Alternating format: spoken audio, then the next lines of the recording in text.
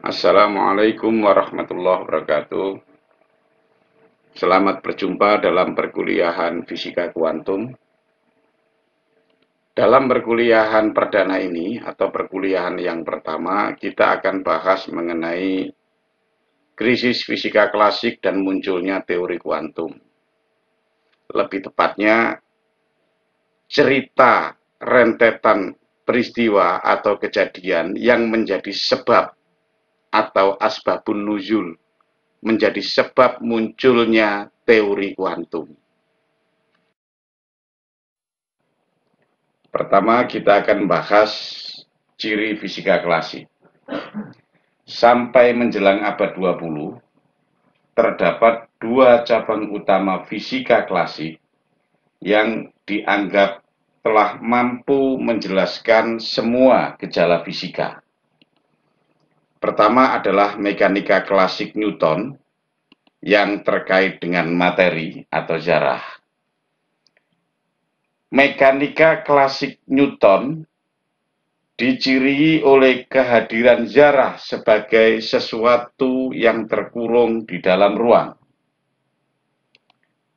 Lintasannya atau lintasan gerak zarah adalah tertentu atau deterministik.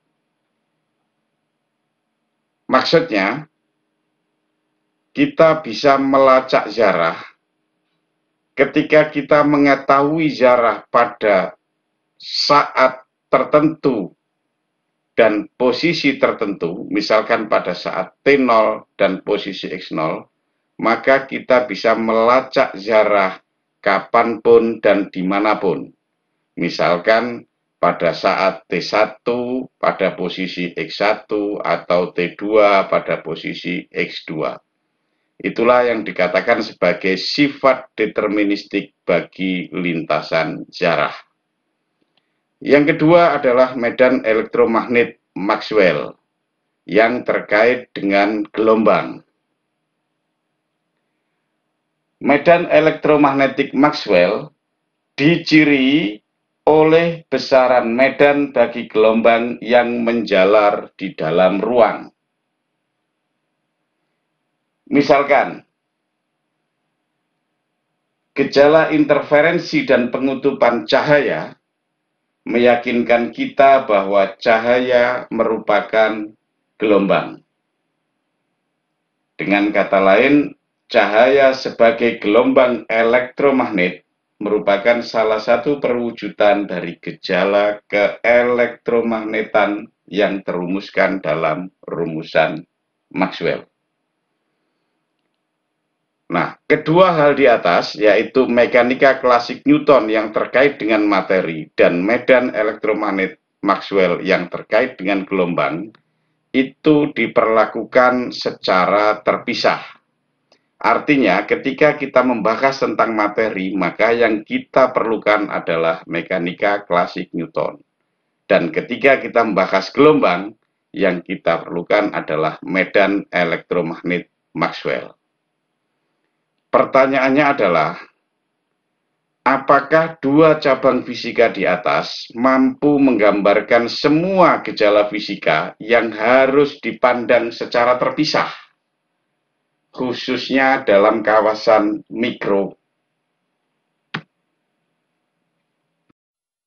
Terkait dengan pertanyaan di atas, ternyata di akhir abad 19 dan di awal abad 20, ditemukan berbagai fenomena yang tidak dapat dijelaskan oleh fisika klasik. Di antaranya adalah radiasi benda hitam, gejala fotolistrik, dan gejala Compton. Ketiga fenomena tersebut tidak mungkin dapat dijelaskan tanpa perubahan mendasar terhadap anggapan kita mengenai gelombang. Bermula dari konsep yang dikemukakan oleh Max Planck terkait dengan radiasi benda hitam, ketiga fenomena tersebut, yaitu radiasi benda hitam, gejala fotolistrik, dan gejala Compton, hanya bisa dijelaskan jika kita menganggap bahwa gelombang memakai diri dalam kuanta energi, sebagaimana yang dikemukakan oleh Max Planck. Hal itu berimplikasi pada sifat gelombang, yaitu gelombang ternyata dapat berperilaku atau mempunyai perilaku seperti zarah. Selanjutnya, dengan mempertimbangkan simetri alam dan dipandu oleh asas Fermat dalam optika dan asas tindakan terkecil dalam mekanika, Louis de Broglie mengemukakan hipotesis penting, yaitu jika gelombang dapat berperilaku seperti zarah, maka seharusnya zarah juga dapat berperilaku seperti gelombang. Hipotesis de Broglie ini segera dapat dibuktikan oleh Davison Germer melalui eksperimen difraksi elektron. Jadi, ketiga fenomena di atas, yaitu radiasi benda hitam, gejala fotolistrik, dan gejala Compton, menunjukkan bahwa gelombang berperilaku seperti zarah, sedangkan percobaan difraksi elektron dengan hipotesis de Broglie menunjukkan bahwa zarah berperilaku seperti gelombang. Di samping itu, teori klasik ternyata juga tidak mampu menjelaskan stabilitas atom dan garis pancar atau spektrum diskrit sampai dibangunnya teori atom Bohr. Terkait dengan teori atom Bohr akan dijelaskan pada slide berikutnya. Selanjutnya, sebagai tugas, jelaskan letak kegagalan fisika klasik dalam menjelaskan radiasi benda hitam, gejala fotolistrik, gejala Compton, dan difraksi elektron. Dari sejumlah data percobaan maupun hipotesis yang telah disebutkan di atas, terlihat adanya kesimetrian antara zarah dan gelombang. Artinya, gelombang dapat berperilaku seperti zarah dan sebaliknya, zarah dapat berperilaku seperti gelombang. Hal itu sering disebut sebagai sifat mendua zarah gelombang atau dualisme zarah gelombang. Untuk lebih jelasnya kita akan lihat bagan berikut. Dalam fisika klasik, ketika kita berbicara tentang gelombang, kita perlukan rumusan Maxwell. Dan jika kita berbicara tentang zarah, maka yang diperlukan adalah mekanika Newton.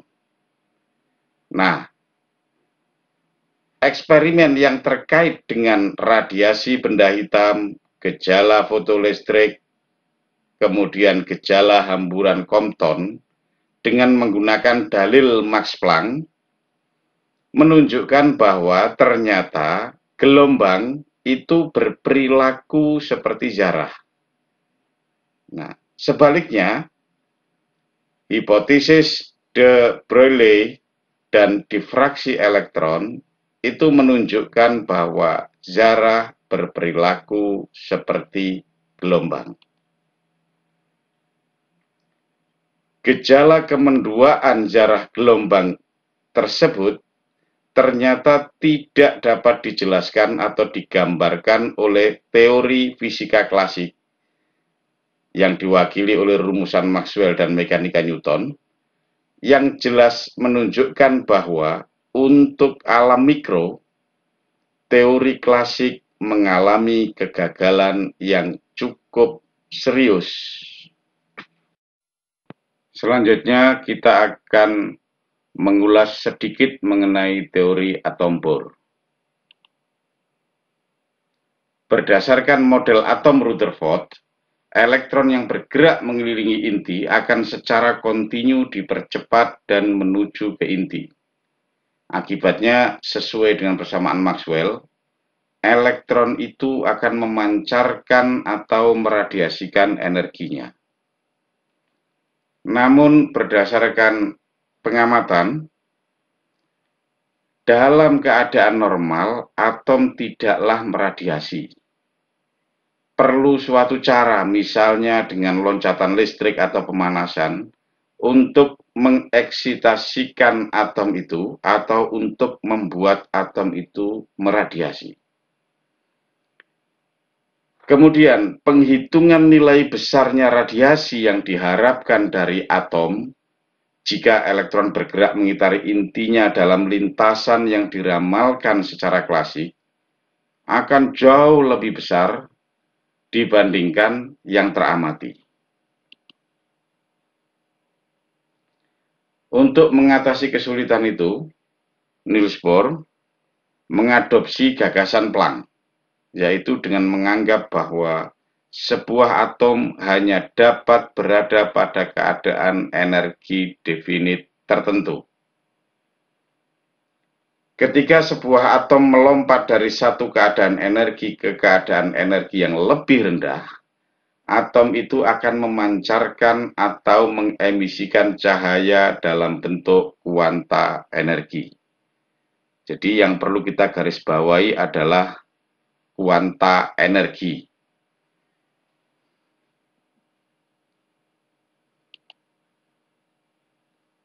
Bohr juga menganggap bahwa penguantuman energi yang terjadi pada awalnya adalah sebuah kediskretan momentum sudut orbital elektron. Nah, dengan anggapan di atas, atau dengan asumsi yang diambil dari gagasan Planck, untuk sistem satu elektron, yaitu atom hidrogen, Bohr telah mampu menghitung keteraturan yang sangat panjang di dalam spektrum garis cahaya yang diemisikan oleh atom itu yang tereksitasi.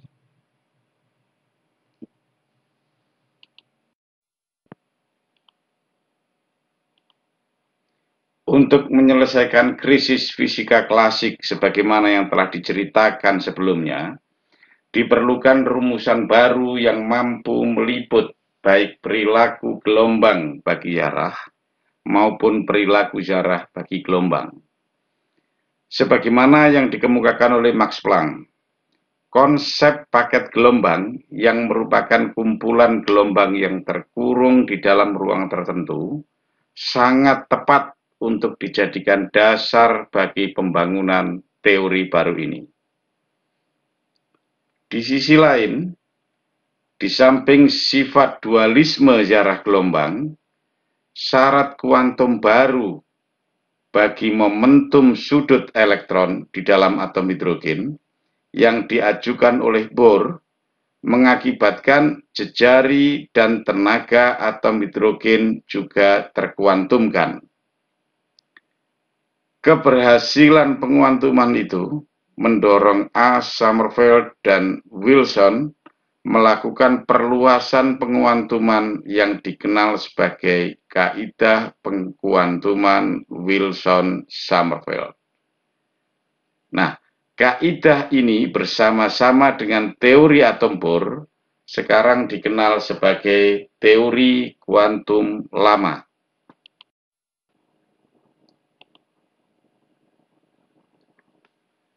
Selanjutnya, walaupun teori atom Bohr itu dapat menerangkan banyak hal mengenai gejala atom, namun masih mengandung pembatasan yang cukup berat. Misalnya, teori itu atau teori atom Bohr tidak dapat atau belum mampu menerangkan mengapa garis pancar tertentu berintensitas lebih tinggi dari yang lain. Teori Bohr juga belum dapat menjelaskan hasil pengamatan bahwa garis pancar sesungguhnya terdiri dari banyak garis terpisah yang panjang gelombangnya berbeda sedikit. Singkatnya, kita belum mampu mendapatkan yang seharusnya diperoleh dari teori atom yang berhasil.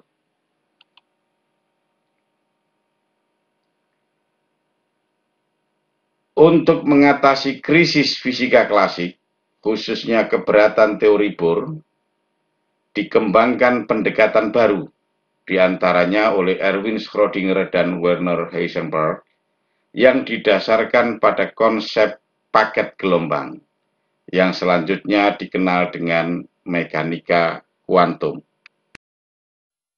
Selanjutnya, untuk memberi gambaran yang lebih luas terhadap paradoks sifat kemenduaan jarah gelombang, kita akan perhatikan percobaan interferensi Young, sebagaimana diberikan oleh gambar berikut. Cahaya monokromatis dari sumber S yang dipancarkan ke layar P dihalangi oleh dinding kedap cahaya dengan dua celah C1 dan C2. Gambar paling kiri itu menunjukkan pola gelap terang yang dihasilkan oleh interferensi gelombang cahaya yang melalui celah ganda C1 dan C2.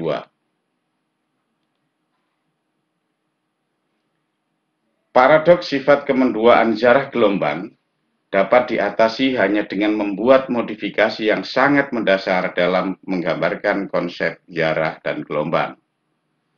Untuk mengatasi persoalan itu, kita perlu meninjau ulang percobaan ideal interferensi Young dengan satu modifikasi penting, yaitu alih-alih layar biasa P, kita gunakan layar pemancar fotolistrik, yaitu layar yang dapat memancarkan fotoelektron, sebagaimana yang ditunjukkan pada gambar paling kanan.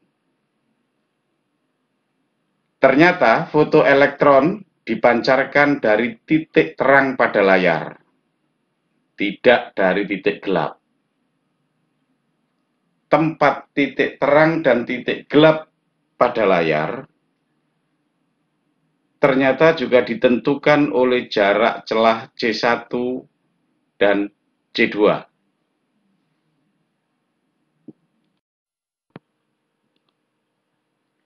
Gejala listrik yang terjadi pada percobaan itu dapat dipahami hanya dengan menganggap bahwa cahaya merupakan bongkahan-bongkahan energi yang disebut foton. Dan kemampuan untuk melepaskan fotoelektron itu tergantung pada frekuensi foton atau frekuensi cahaya, bukan pada intensitasnya. Sekarang pertanyaannya adalah bagaimana foton yang melewati celah C1 dapat dipengaruhi oleh celah C2 dan sebaliknya. Kemungkinan yang dapat terjadi adalah sebagian foton melewati celah C1 dan sebagian lagi melewati celah C2, sedemikian hingga mereka saling mempengaruhi dan hanya tiba pada titik terang di P. Nah, kemungkinan yang demikian ternyata tidak benar, sebab pengukuran intensitas cahaya sedemikian hingga rata-rata hanya satu foton yang lewat tiap menit tidak mengubah keadaan. Ternyata foton tetap tiba pada titik terang. Perilaku foton yang seperti itu menunjukkan bahwa ternyata sebagian besar perilaku foton tidak dapat diramalkan. Meski akan tampil pada titik terang di P, namun kita tidak akan dapat memperkirakan pada titik terang yang mana dia akan tiba pada P. Agihan atau distribusi intensitas pada suatu titik terang hanya berfungsi untuk memberikan distribusi atau agihan kebolehjadian untuk kedatangan foton tertentu, tidak memastikan dari mana foton itu akan muncul. Selanjutnya, bila salah satu celah ditutup, misalkan C1 atau C2, kebolehjadian bahwa foton akan melewati sebuah celah, misalkan melewati celah C1, hanya setengah dari kebolehjadian bila kedua celah terbuka. Sesuai dengan yang diharapkan oleh statistik klasik. Meskipun demikian, ternyata foton akan sampai di tempat yang sebelumnya merupakan titik gelap saat kedua celah terbuka. Jadi maksudnya, kalau salah satu celah itu ditutup, misalkan celah C2 ditutup, jadi hanya ada C1 yang terbuka, maka foton akan sampai pada layar P, namun pada titik gelap. Titik gelap kalau kedua layar itu dibuka. Jadi pada saat kedua layar dibuka kan ada pola gelap terang. Nah, ketika salah satu layar itu ditutup, ternyata fotonnya itu datang pada titik gelap. Berkurangnya jumlah lintasan foton dari S ke titik gelap di P, itu akan menghasilkan kebolehjadian yang semakin besar bahwa foton akan tiba di titik gelap itu. Dari hasil percobaan di atas memunculkan beberapa gagasan penting yang terkait dengan kebolehjadian atau probabilitas. Yaitu yang pertama, terdapat kebolehjadian atau probabilitas intrinsik di dalam teori kuantum. Misalkan cahaya sebagai arus foton menyatakan gelombang yang amplitudonya sesuai dengan amplitudo kebolehjadian. Kuadrat mutlak amplitudo yang sebanding dengan intensitas gelombang akan memberikan nilai kebolehjadian mendapatkan foton pada titik tertentu. Kembali kepada kebolehjadian intrinsik. Misalkan pada foton, kebolehjadian intrinsik atau probabilitas intrinsik itu merupakan probabilitas yang melekat pada foton itu. Jadi tanpa dikenai apapun, foton sudah mengandung probabilitas. Nah, alih-alih probabilitas intrinsik, kita bisa gambarkan misalkan probabilitas yang terjadi pada dadu. Dadu itu akan muncul probabilitas bila dadu itu kita lempar. Jadi kalau dadu itu kita lempar akan memunculkan probabilitas atau kebolehjadian berapa angka 1 akan keluar. Berapa persen angka 2 akan keluar. Nah, kebolehjadian yang demikian bukan kebolehjadian intrinsik. Sementara dadu itu sendiri kalau tidak kita kenai perlakuan, misalkan tidak kita lempar, tidak mengandung probabilitas atau kebolehjadian. Kembali ke persoalan. Yang kedua, gagasan yang kedua adalah amplitudo foton maupun zarah merambat sebagai gelombang. Dan yang ketiga, amplitudo gelombang foton menyimpan semua informasi tentang distribusi atau agihan kebolehjadian, termasuk keadaan kutuban.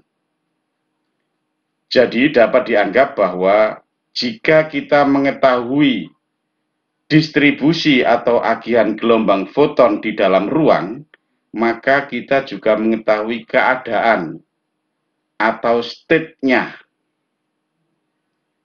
Dengan alasan itu, serupa dengan distribusi atau agihan gelombang bagi foton, fungsi gelombang untuk zarah terkadang disebut juga sebagai fungsi keadaan atau state function bagi zarah itu. Selanjutnya kita akan singgung sedikit mengenai model pendekatan penguantuman dalam teori kuantum. Paradoks ziarah gelombang dapat dipecahkan dengan menganggap bahwa penggambaran atau deskripsi kebolehjadian atau deskripsi probabilistik bagi zarah diperankan atau diwakili oleh amplitudo kebolehjadian bagi gelombang. Pendekatan yang demikian sering atau lazim disebut sebagai penguantuman pertama.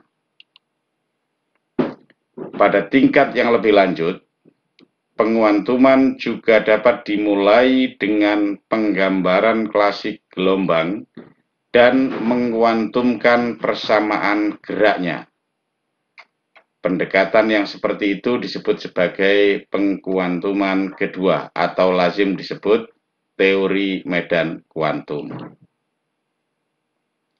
Secara sederhana, kita dapat nyatakan bahwa penguantuman pertama lebih melihat perilaku gelombang bagi zarah, atau zarah berperilaku seperti gelombang, sedangkan penguantuman kedua, atau teori medan kuantum, lebih melihat perilaku zarah bagi gelombang, atau gelombang berperilaku seperti zarah. Cukup sekian untuk pertemuan kita kali ini. Mohon maaf bila ada salah dan terima kasih. Wassalamualaikum warahmatullahi wabarakatuh.